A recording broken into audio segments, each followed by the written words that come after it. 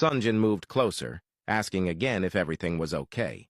Wobin stated that he was fine and just needed space.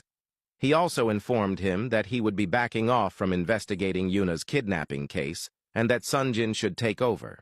With that, he walked out, leaving Sunjin standing there, wondering what had happened. It was the first time he had seen Wobin acting that way towards him. Wobin made his way to his car and sat there for a while before driving away, feeling bad for giving his best friend the cold shoulder. However, he had no choice. His mother was right. It was time he started choosing himself and not sacrificing his happiness for others, even if it meant disappointing the people he loved the most. With that, he drove off. Later that night, Sunjin sat in his study room trying to work, but he couldn't stop thinking about Wobin. He was sure something had happened to him since he had never acted that way before.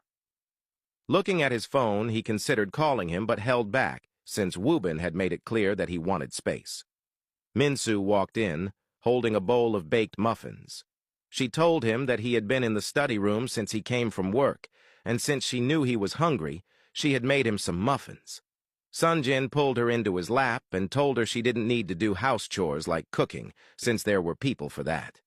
He glanced at the muffins, told her they looked delicious, and said he would have one later.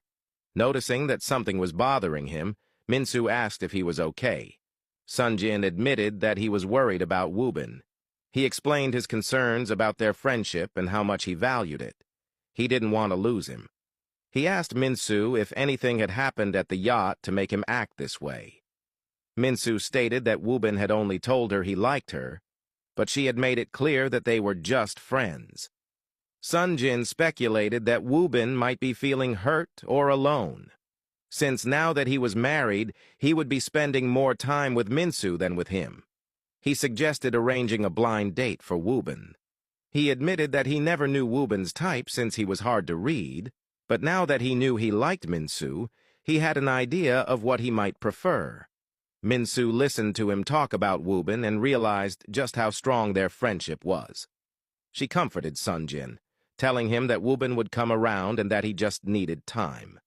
Sunjin glanced at Minsu, pulled her closer, and admitted that he had missed her. He stood up with her still in his arms and told her that he still wanted to get her pregnant.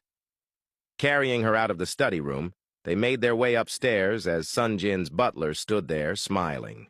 He was happy to see Sunjin like that. He was glad he had finally found someone to make him happy.